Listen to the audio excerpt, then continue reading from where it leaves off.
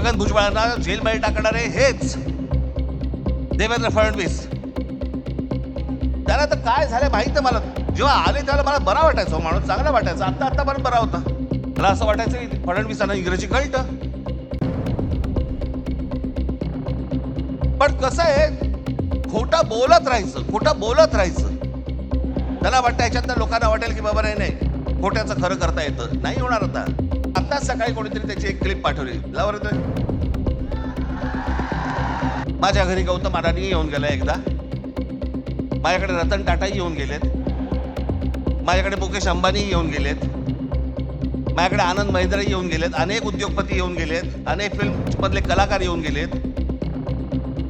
घरी येऊन गेले म्हणून त्यांची काय पापं झाकायची का मी? ज्या वेळेला या महाराष्ट्रावरती संकट येईल, ज्या वेळेला या मुंबई ठाणा आमच्या शहरांवरती संकट येईल, राज ठाकरे दोस्ती बिस्ती बघणार नाही कुठे.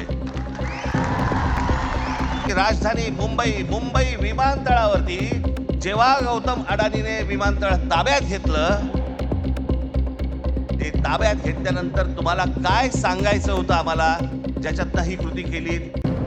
बघा कुठे आहेत? या इकडे.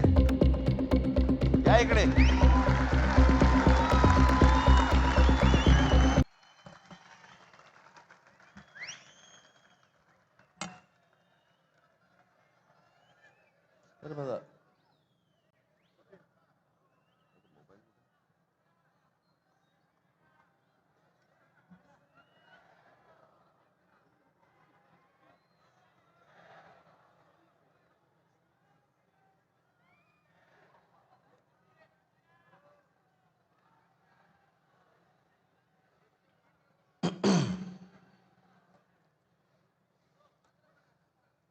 व्यासपीठावरती उपस्थित असलेले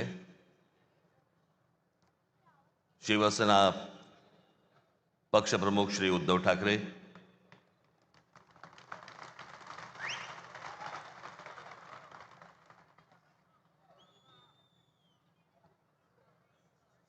माझे मित्र आणि शिवसेनेचे नेते श्री संजय राऊत, इतर सर्व मान्यवर आणि माझ्या जमलेल्या सर्व तमाम मराठी बांधवांनो, भगिनींनो आणि मातांनो,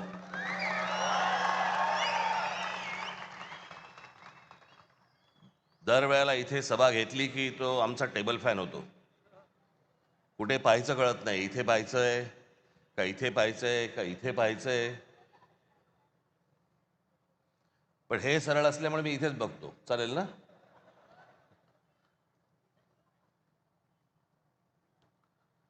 आज निवडणूक एका शेवटच्या टप्प्यावरती येऊन ठेपलेली आहे.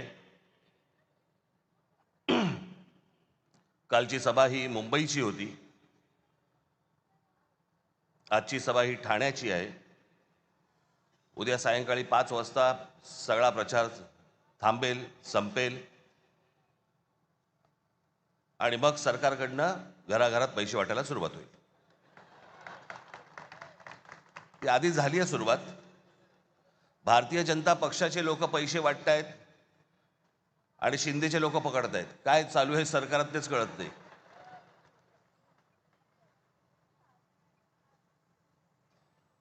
त्या दिवशी मी कल्याण डोंबिवलीला गेलो, अनेक मतदारसंघामध्ये फिरलो.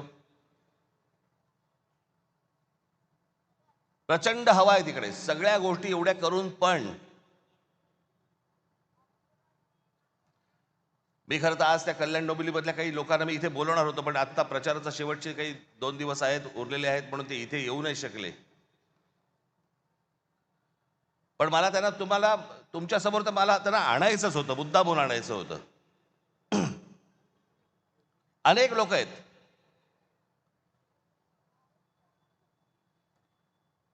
आज घराघरामध्ये 5-5 हजार रुपये वाटतात मतांसाठी. मला समजत नाही या लोकांचं. एका बाजूला म्हणतात आम्ही विकास केलाय आणि दुसऱ्या बाजूला पैसे वाटतात आणि म्हणतात मतदान करा. मग विकास काय केलात?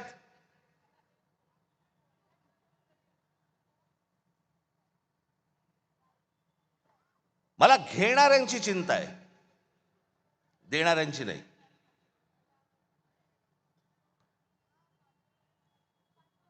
आपण 5-5 हजार रुपयामध्ये आपल्या मुलांना, आपल्या मुलीला आपण काय सांगतोय, आपण काय शिकवतोय? ते उद्या ज्यावेळेला समाजात जाणार त्यावेळेला ते काय म्हणणार? माझा बाप विकला गेला, माझी आई विकली गेली, माझ्या वडिलांनी आणि माझ्या आईने पैशासाठी मत विकलं. उद्या ती मुलं असतील, त्यांचे त्या मुलं मुलींचे त्यांचे कोणीतरी मित्रपरिवार असेल, ते काय म्हणतील की अरे ह्यांच्या आई वडिलांनी मत विकलं, हे विकले गेले. विकले जातात. त्या कल्याण डोंबिवलीमध्ये बाजार, गुलामांचा बाजार असायचा ना पूर्वी, गुलामांचा बाजार मांडलेला असायचा, तसा गुलामांचा बाजार मांडला होता. महाराष्ट्रामध्ये 66 ठिकाणी पैसे देऊन, पैसे वाटून फॉर्म माघारी घ्यायला लावले.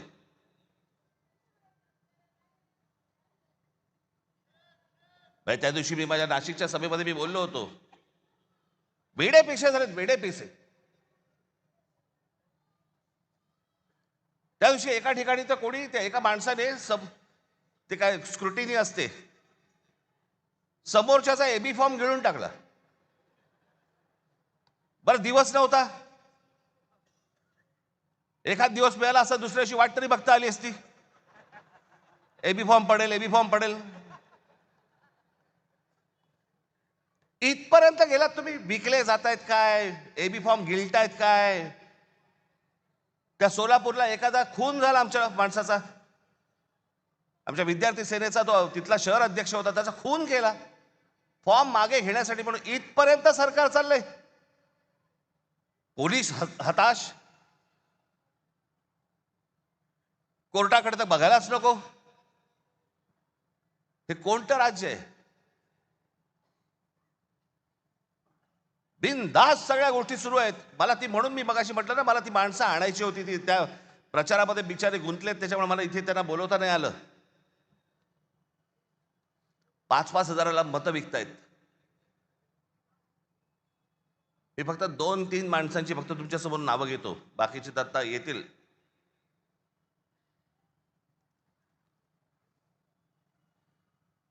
शैलेश धात्रक, एका ते काय प्रभागात 4चा प्रभाग असतो ना, त्याच्यामध्ये एका कुटुंबातले 3 जण उभे आहेत. शैलेश धात्रक, मनीषा धात्रक आणि पूजा धात्रक. किती पैशाची ऑफर झाली असेल तुम्ही कल्पना पण नाही करू शकत. म्हणजे काय लेवलचा बाजार मांडला या लोकांनी, तुम्हाला अंदाज येईल. या 3 लोकांना एका घरात मिळून 15 कोटी रुपयाची ऑफर दिली गेली. 15 कोटी. आणि मला ते मुद्दामून इकडे बोलवायचे होते त्यांना, त्यांनी 15 कोटीची ऑफर नाकारून ते निवडणुकीला उभे राहिलेत.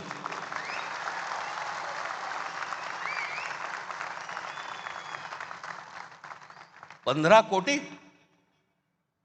कोटी रुपयाची ऑफर नाकारणारे कुठे आणि 5-5 हजार रुपयामध्ये मतं विकणारे कुठे? दुसरा मुलगी सौ राजश्री नाईक, कितीची ऑफर झाली? 5 कोटी रुपयाची. कुठे आहेत? या इकडे, या इकडे.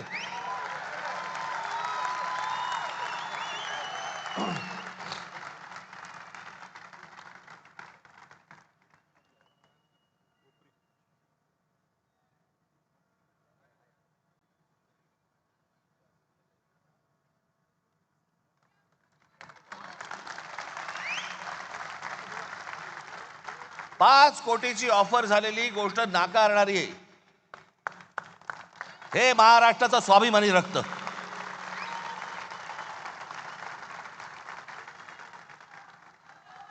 बसा ताई.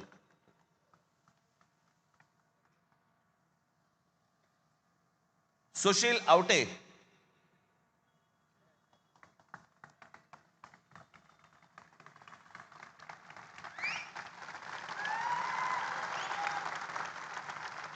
एक कोटी रुपयाची ऑफर झाली, नाकारले. अजून बरेच जण आहेत.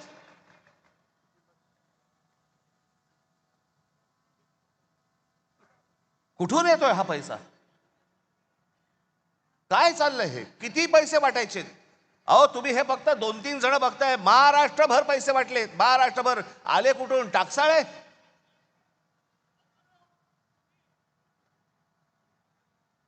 कोणाला 5 कोटी, कोणाला 10 कोटी, कोणाला 15 कोटी, कोणाला 1 कोटी, 2 कोटी, काय बघायलाच नको. ही कोणती महाराष्ट्रातील निवडणूक आहे? अहो इतकी वर्ष ह्या निवडणुका आम्ही बघतोय, अशी निवडणूक नाही पाहिली.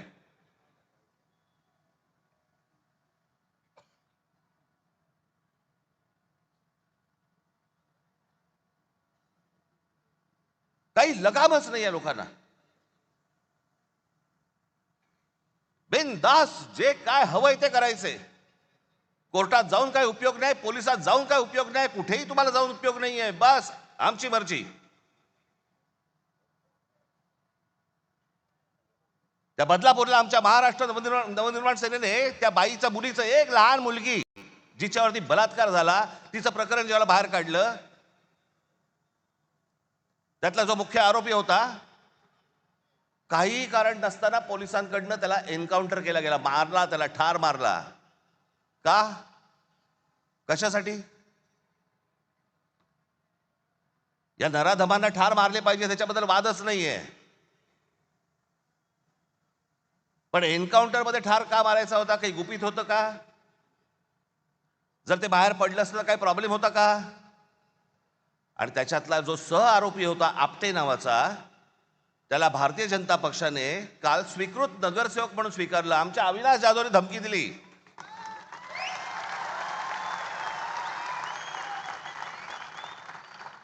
की बदलापूरमध्ये आम्ही मोर्चा काढतो म्हटल्यानंतर त्या स्वतःहून माणसाने त्याचा राजीनामा दिला की नको मला स्वीकृत. हिम्मत कशी होते यांची द्यायची? एका लहान मुलीच्या बलात्काराच्या प्रकरणामध्ये सह आरोपी असलेल्या माणसाला स्वीकृत नगरसेवक पद देण्याची यांची हिम्मत कशी होते? याचं कारण तुम्हाला गृहीत धरलेलं आहे. कोण तुम्ही? कोण आहात तुम्ही? आलात की 5-5 हजार रुपये तोंडावर फेकू आणि तुम्हाला विकत घेऊ. ही आली कुठून हिम्मत?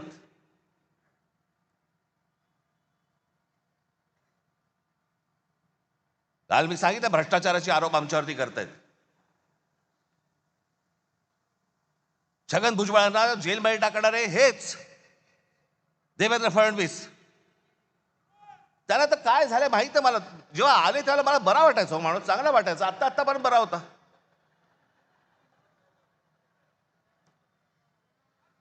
काल मी जो बोललो ना, ती रसमलाई आली होती, तो सांगतोय की मुंबईचा आणि महाराष्ट्राचा काही संबंध नाहीये.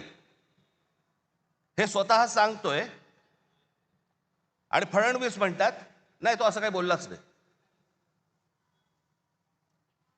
त्याचा तो अर्थच होत नाही म्हणे. मला असं वाटायचं की फडणवीसांना इंग्रजी कळतं, पण कसं आहे, खोटं बोलत राहायचं, खोटं बोलत राहायचं.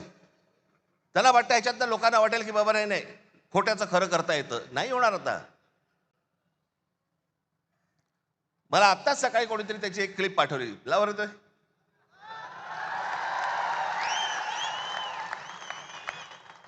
And the BJP mayor and BMC, because Bombay is not a Maharashtra city, it is an international city.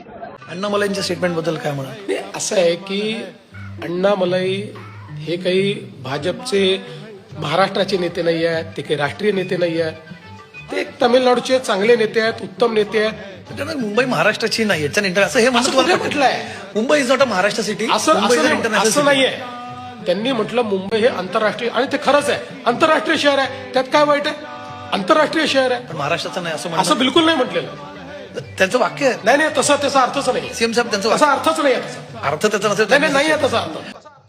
तो बोलतोय खाली की मुंबई महाराष्ट्राची नाही म्हणून नाही. तो असं बोललाच नाही म्हणे. त्याचा म्हणे तो अर्थच होत नाही. किती खोटं बोलायचं, काही मर्यादा? कोणासाठी करताय हे तुम्ही? कशासाठी करताय हे?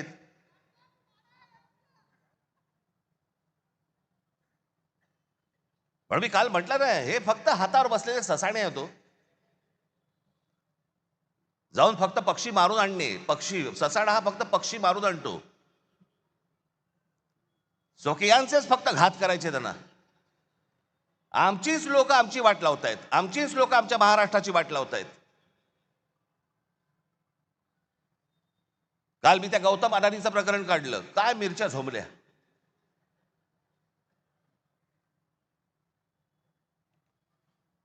आणि काय पुढे सुरू केलं तर राज ठाकरेंचा माझा आणि गौतम अडाणीचा एक फोटो. बरं, मग पुढे माझ्या घरी गौतम अडाणी येऊन गेला एकदा, माझ्याकडे रतन टाटाही येऊन गेलेत, माझ्याकडे मुकेश अंबानी येऊन गेलेत, माझ्याकडे आनंद महिंद्राही येऊन गेलेत, अनेक उद्योगपती येऊन गेलेत, अनेक फिल्म मधले कलाकार येऊन गेलेत. घरी येऊन गेले म्हणून त्यांची काय पापं झाकायची का मी?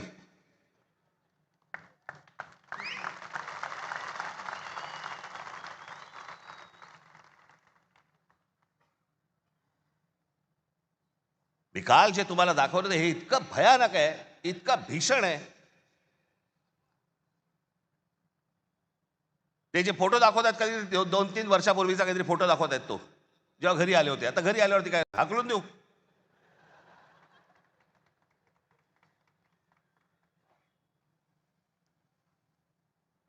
ज्या वेळेला या महाराष्ट्रावरती संकट येईल, ज्या वेळेला या मुंबई ठाणा आमच्या शहरांवरती संकट येईल, राज ठाकरे दोस्ती बिस्ती बघणार नाही कुठे.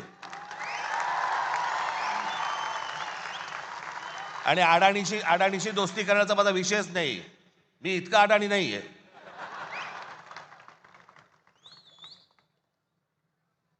पण ते काल जे मी तुम्हाला दाखवलं त्याचं गांभीर्य नीट समजून घ्या. मी काल जे तुम्हाला सांगितलं की जवळपास 60% म्हणजे हा माणूस कधी सिमेंटमध्ये कधी नव्हता, तो आज माणूस 2 नंबरला सिमेंटमध्ये आलाय.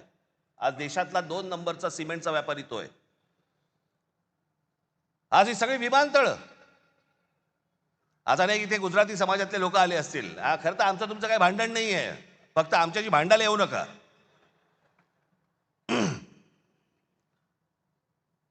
हे जे डाव रचतायत याच्या विरोधात खरं तर इथला गुजराती समाजाने उभं राहिलं पाहिजे, त्यांच्या विरोधात.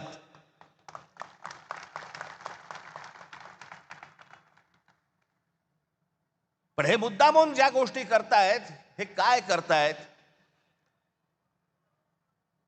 हा आत्ताचा जवळपास त्यांचे काहीतरी 6 का 7 का 8 काहीतरी विमानतळं या देशातली त्यांना दिलेली आहेत. विमानतळं तुम्हाला माहीत नसेल म्हणून मी तुम्हाला सांगतो, यातलं नवी मुंबईचं विमानतळ हे सोडलं तर गौतम अडाणीने या देशामधलं एकही विमानतळ बांधलेलं नाही. दुसऱ्यांनी बांधलेली, दुसरे चालवत असलेली विमानतळं गन पॉइंट वरती स्वतःकडे घेतली. बांधलेलं फक्त एकमेव पोर्ट गुजरात मधलं फक्त मुंद्रा पोर्ट. बाकी देशभरामधली जेवढी पोर्ट्स आहेत ही सगळी दुसऱ्यांची होती. गन पॉइंट वरती सांगितलं ही मला पाहिजे.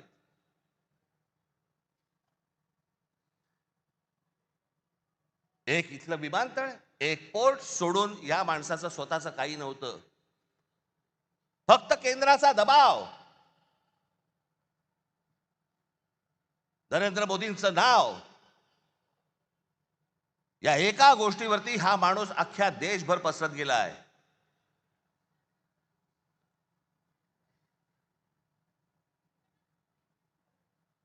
उद्या जर ही पोर्ट बंद झाली, तुमचा व्यापार ठप्प.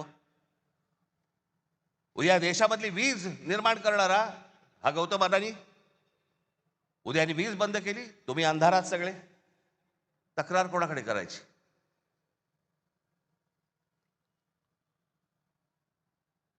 आत्ता 1-2 महिन्यापूर्वीची गोष्ट असेल, महिन्याभरापूर्वीची गोष्ट असेल. तुम्ही जर विसरला नसाल तर तुम्हाला आठवण करून देतो, पण विसरला नसाल कदाचित, हा देश पण विसरला नसेल. इंडिगोच्या विमानामध्ये स्ट्राईक झाला, आत्ता कळलं तुम्हाला? होता ना आत्ता इंडिगोची विमान बंद होती. या इंडिगोच्या मालकाला या एव्हिएशन मधली म्हणजे हवाई वाहतुकीमधली 65% हवाई वाहतूक, या देशाची 65% हवाई वाहतूक ही इंडिगोकडे दिलेली आहे. त्यांनी स्ट्राईक केला, त्यांनी बंद केलं, कारण काही नाही दिली. आणि एके दिवशी त्या इंडिगोच्या मालकाने ही सगळी विमानं बंद केल्यावरती अख्खा देश ठप्प झाला. सगळी विमानतळ भरून माणसं वाहतायत, लहान लहान मुलं तडफडतायत, त्यांच्या आयांना कळत नाही काय करायचंय, विमान उडत नाहीये. खाण्यापिण्याचे बांधे खरं तर विमान कंपनीने द्यायला पाहिजे, तेही नाही, पाणी नाही, काही नाही, काही नाही. देश अख्खा ठप्प. एक विमान कंपनी तुमचा देश ठप्प करू शकते. आज अदानीच्या हातामध्ये सिमेंट आहे, आज अदानीच्या हातामध्ये वीज आहे, अदानीच्या हातामध्ये विमानतळ आहेत, अदानीच्या हातामध्ये पोर्ट्स आहेत.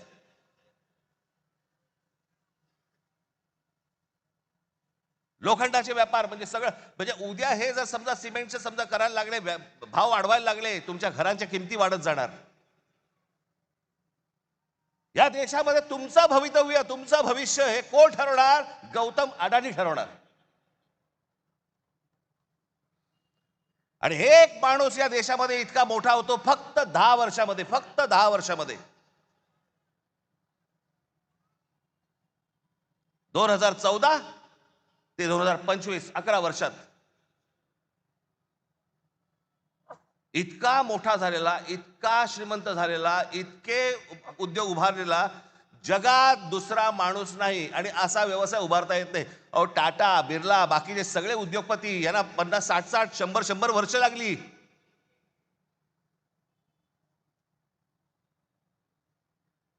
मी काल महाराष्ट्राचा नकाशा दाखवला, त्याच्यामध्ये सगळं दाखवलं की महाराष्ट्रामध्ये कशा प्रकारच्या गोष्टी होत आहेत.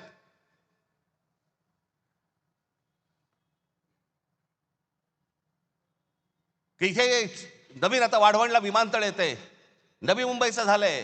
आणि सांताक्रूज विमानतळ हळूहळू हळूहळू सगळं बाजूला काढणार, सगळं नवी मुंबईला नेणार आणि सांताक्रूज विमानतळाचा मोठाच्या मोठा प्लॉट विकायला काढणार. आता आहे अदानीकडे. मी काय, माझ्याकडे कोणी दुश्मन नाहीये. या देशामध्ये उद्योगपती मोठे व्हावेत, पण सगळे व्हावेत, एकाकडेच नाही.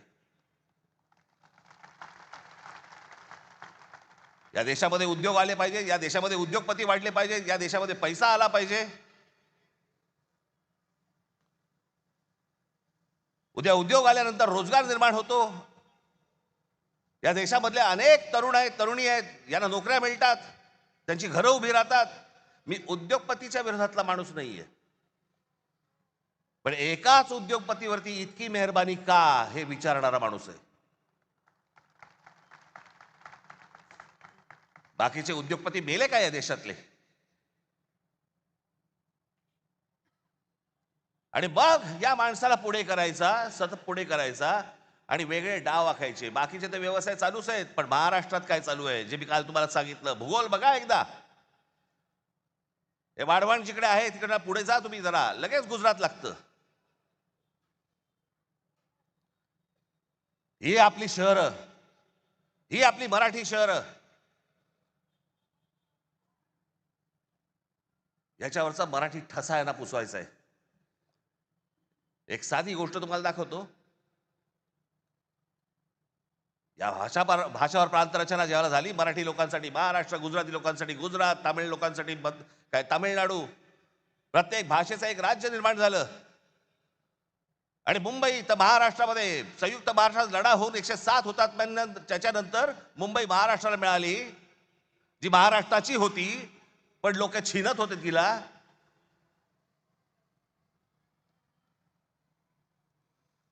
प्रत्येक राज्याची एक स्वतःची एक संस्कृती असते, प्रत्येकाची एक भाषा असते, प्रत्येकाचा एक स्वाभिमान असतो.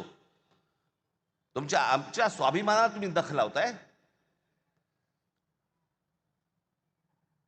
नवरात्राच्या वेळेला गरबा खेळला जातो. आमच्या इकडे मुंबईमध्ये पण होतात या गोष्टी, तुमच्याकडे होत असतील. अनेक आपले लोक, ते काय प्रत्येक जण गुजराती नसतो, आपले लोक अनेक जण जातात, गरबा खेळतात. अनेक महिला असतात, त्यांना गरबा आवडतो, खेळतात. चांगली गोष्ट आहे, वाईट काहीच नाहीये. पण तो आनंदाचा एक सणाचा विषय आहे. पण मुंबईत, महाराष्ट्र राज्याची राजधानी मुंबई विमानतळावरती जेव्हा गौतम अडानीने विमानतळ ताब्यात घेतलं, ते ताब्यात घेतल्यानंतर तुम्हाला काय सांगायचं होतं आम्हाला, ज्याच्यातनं ही कृती केली बघा.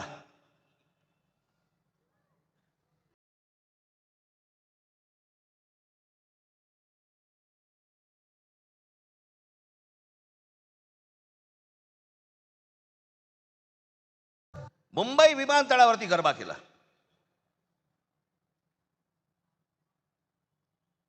तुमची ओळख पुसून टाकायची. मुंबई तुमची नाही आहे.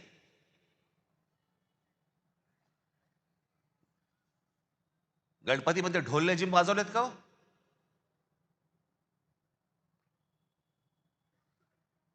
आणि जर वाजवायचे असतील तर फक्त ढोल लेझिमच वाजले पाहिजेत मुंबई विमानतळावरती, बाकी काही नाही.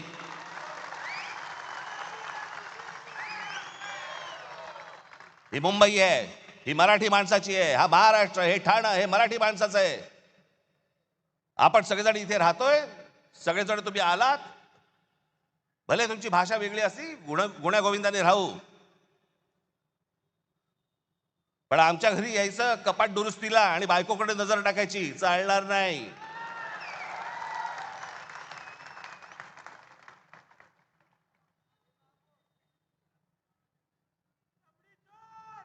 काय बेभानपणा सुरू आता इथे तुमच्या घोडबंदरला. या घोडबंदरला इथे नॅशनल पार्क मध्ये,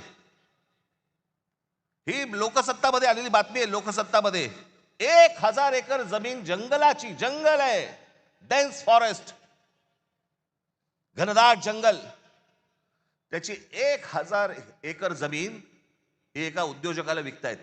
जंगल काढून टाकतायत, झाडं तोडून टाकतायत. आता बरं वाटलं मला की गणेश नाईकांनी सांगितलं मी हे होऊ देणार नाही. आनंदाची गोष्ट आहे ती. पण मला कळलंय हे कोणाला करायचंय? एकनाथ शिंदेना करायचंय. त्यांच्या कुठे ओळखीचे आहेत.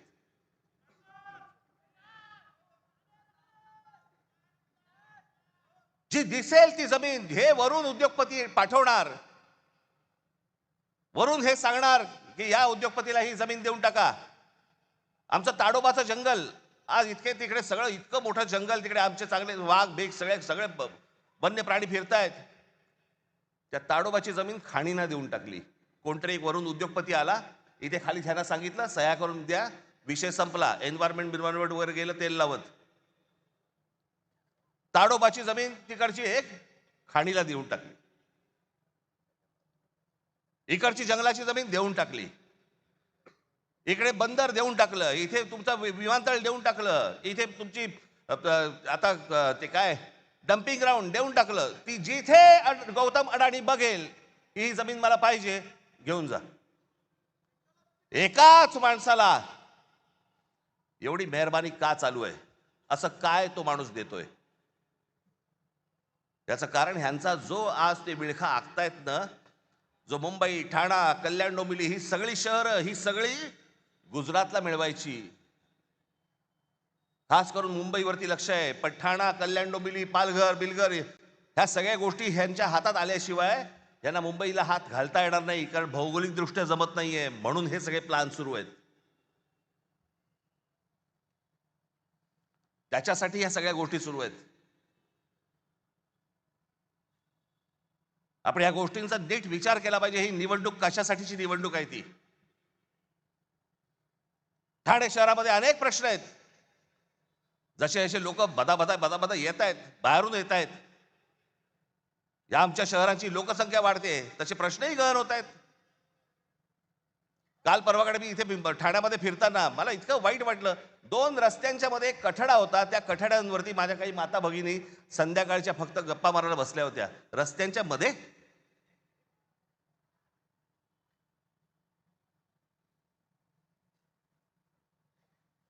जे आम्हीच तुम्हाला सांगतोय, सुखसोयी तर उत्तम देऊच या ठाण्यामध्ये.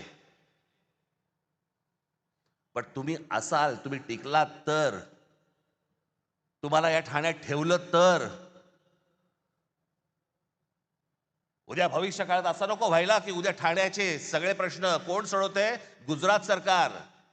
कारण महाराष्ट्रापासून वेगळे झाले. अनेक जण मला म्हणतात की नाही नाही ते दरवेळेला तुम्ही घाबरवता, असं होणार. मी म्हटलं मी दरवेळेला तेव्हापासून नाही बोलत आहे. मला आता कळते उंबरठ्यावरती संकट येऊन उभं आहे.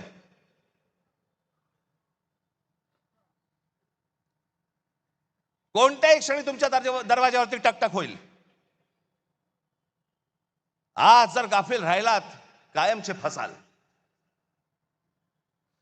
कारण केंद्र हातामध्ये, राज्य हातामध्ये, उद्या या महानगरपालिका पण हातामध्ये गेल्या त्यांच्या, तर काय विचारायलाच नको. कोणाकडे जाणार तुम्ही, कोणाकडे तक्रार करणार?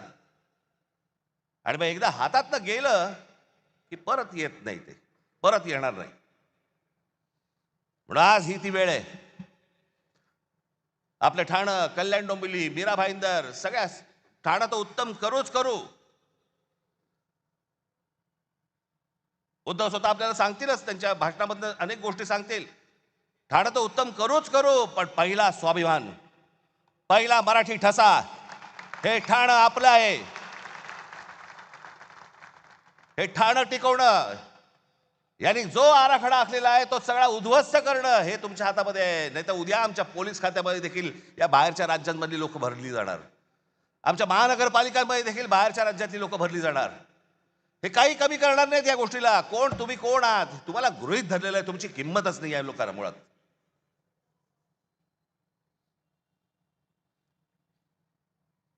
जातील कुठे, येतील. दीड दमडी फेकली की येतील. हा जो त्यांचा आत्मविश्वास आहे, हा आत्मविश्वास तुम्हाला या निवडणुकीमध्ये मोडून काढायचा आहे. तुमचे जे कोणी मित्र परिवारातले लोक असतील, तुमचे जे कोणी नातेवाईक असतील, त्या सर्वांना सांगा की ह्या आत्ताच्या येणाऱ्या उद्या 15 तारखेला शिवसेनेची मशाल आणि महाराष्ट्र नवनिर्माण सेनेचं इंजिन हे जोरात धावलं पाहिजे, जोरात चाललं पाहिजे. आम्हाला सत्तेचा हव्यास नाहीये. वाईट या गोष्टीचं वाटतं, डोळ्या देखत शहरं जाऊ नयेत, डोळ्या देखत इतरांनी ही शहरं घेऊ नयेत, एवढ्यासाठीचं हे फक्त आत्ताचं हे युद्ध आहे. येत्या 15 तारखेला आपण सर्वजण सतर्क राहा, कुठेही गाफील राहू नका. जे BLA असतील, जे नेमले गेलेली माणसं असतील, बूथवरती सकाळी 6 वाजता जा. आणि जे काल सांगितलं परत सांगतोय, जर दुबार मतदार वगैरे करायला कोणी आले, तिथेच कान फडवायचे, तिथेच ठोकायचे, तिथेच मारायचे. ही शहर वाचवा, एवढंच फक्त आपल्याला सर्वांना आवाहन करीन आणि आपली सर्वांची मी रजा घेईन. धन्यवाद. जय हिंद, जय महाराष्ट्र. तुम्ही पाहत आहात विस्टा न्यूज मराठी.